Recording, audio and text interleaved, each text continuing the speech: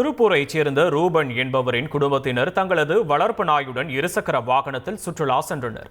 திருப்பூரிலிருந்து ராமநாதபுரத்திற்கு சுமார் 250 கிலோமீட்டர் தூரத்திற்கு இருசக்கர வாகனத்திலேயே வளர்ப்பு நாயை அழைத்து சென்றனர்.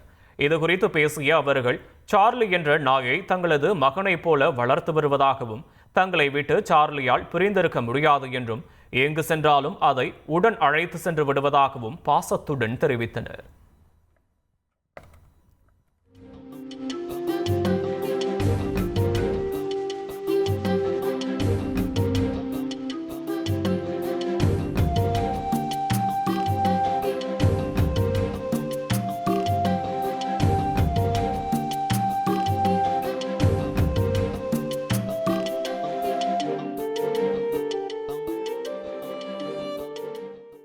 வீட்டில் யாரும் இல்லாதனால நானே எங்கள் பையன் மாதிரி வளர்க்குறோம் சார்லியை. ஓல்ட் இஸ் கோல்டுன்னு சொல்லுவாங்க. இங்க ஒருத்தர் பழைய காரை வித்தே மாசம் பல லட்சம் ரூபாய் சம்பாதிக்கிறாரு. எப்படின்னு தெரிஞ்சுக்க ஃப்ரீடம் ஆப்பை டவுன்லோட் பண்ணுங்க. அதனால் நாங்கள் எப்படி அவனையும் எங்கே போனாலும் கூட்டி வந்துடும். அவனுக்கு பைக்கில் வர்றதுனா ரொம்ப பிடிக்கும்.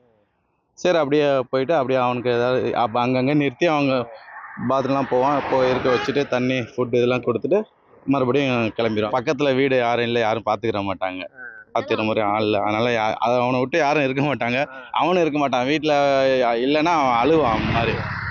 ஸோ அதனால அவனையும் எங்கே போனாலும் கையோட கூட்டிகிட்டு போயிடுறது. அது சாப்பாடு போட ஆள் வேணும்ல, இங்கே தான் நல்லா லைக் பண்ணிட்டு ஜாலியாக வருவான்.